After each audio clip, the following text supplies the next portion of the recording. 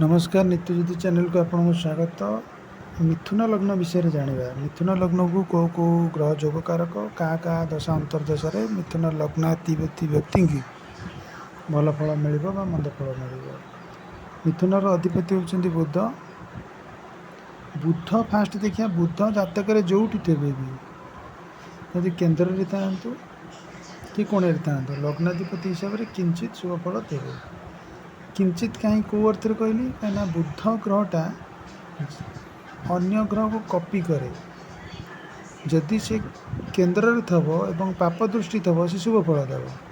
जदि केन्द्र में थव जदि पाप दृष्टि न थव ताल से सेते भल फल देव ना किंतु भल फल देव। लग्नाधिपति हिसाब से खराब फल देव ना।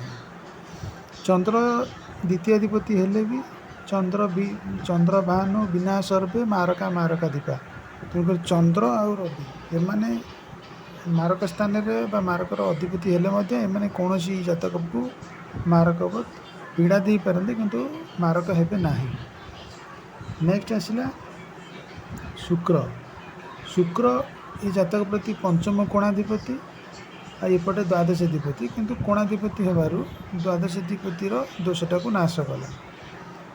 मेष लग्न प्रति बृहस्पति और शनि एमाने जदि परस्पर संबंध कले तेल राजयोग सृष्टि हम ना है।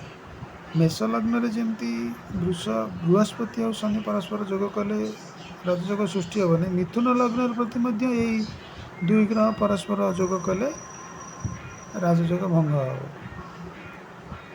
कहीं शनि हूँ अष्टमाधिपति नवमाधिपति सेपटे बृहस्पति हूँ सप्तमाधिपति और दशमाधिपति से हिसाब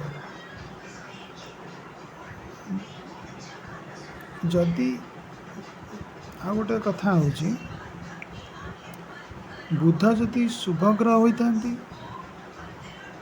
सी जदि लग्न और चतुर्थ उभय केन्द्र रही अधिपति होता लग्न और चतुर्थ दुईटा केन्द्र अधिपति मिथुन लग्न को तेणुक केन्द्राधिपत्य दोषयुक्त सी दोषयुक्त होती। किंतु जदि से पापग्रह युक्त होता पापग्रह दृष्टि थव कि पापग्रह स्टार थे कौन थव ताले केन्द्राधिपतिर दोषटा हो न था एवं शुभ फल दे था। एतिकी तला मिथुन लग्न विषय सर्वाधिक सूचना।